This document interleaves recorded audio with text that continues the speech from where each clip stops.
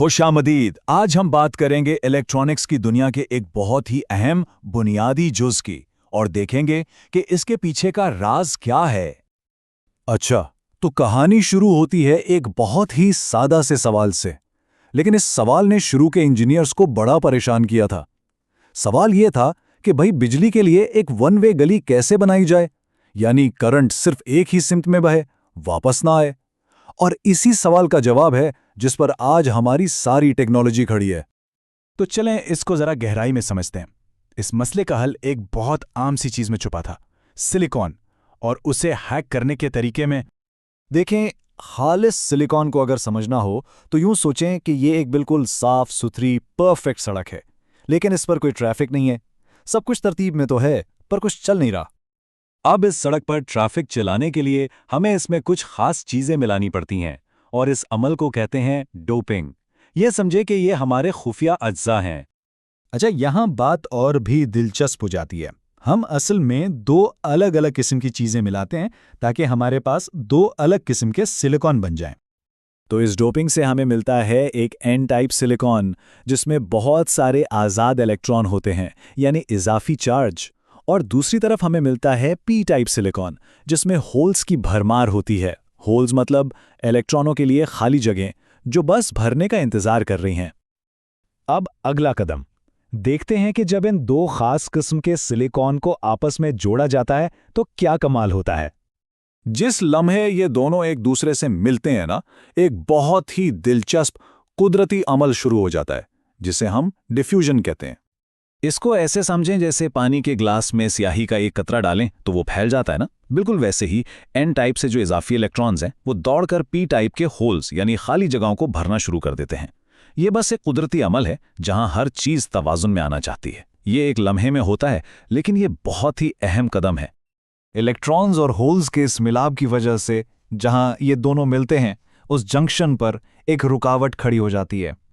इसी रुकावट वाले इलाके को कहते हैं डिप्लीशन रीजन, और यह बिल्कुल एक बंद गेट की तरह काम करता है जो मजीद किसी भी चार्ज को आसानी से आर पार जाने नहीं देता। तो अब हमारे पास एक ऐसा गेट है जो खुद ब खुद बंद हो जाता है। अब असल सवाल यह है कि इस गेट को खोलने के लिए हमें एक चाबी चाहिए। वो चाबी क्या है? तो जनाब, वो चाबी है बाहर से लगाई गई वोल्टेज, जिसे टेक्निकल जबान में बायस कहते हैं। अब अगर हम फॉरवर्ड बायस अप्लाई करें, यानी पी साइड पर पॉजिटिव और एन साइड पर नेगेटिव वोल्टेज, तो ये वोल्टेज इस गेट पर दबाव डालकर इसे खोल देती है। डिप्लीशन रीजन सिकुड़ जाता है और करंट वो आसानी से बहने लगता है। लेकिन अगर हम इसका उलट करें, यानी रिवर्स बायस लगाएं, तो ये वोल्टेज इस गेट को और भी कसकर बंद कर देती है। डिप्लीशन रीजन मजीद चौड़ा हो जाता है और करंट का बहाव तकरीबन रुक जाता है। और बस यही है डायोड का सारा कमाल।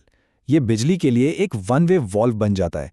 करंट एक तरफ जा सकता है, दूसरी तरफ नहीं।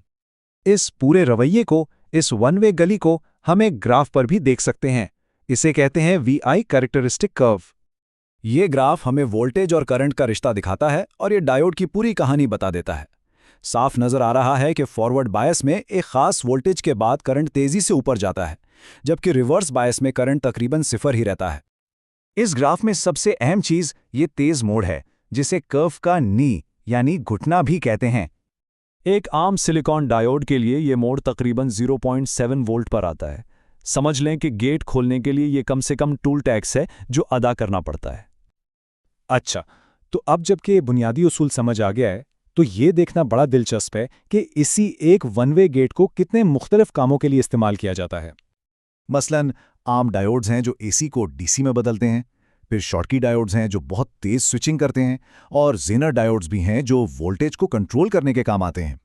ये सब हैं AC-PN जंक्शन की ही मुख्तलिफ शक्लें।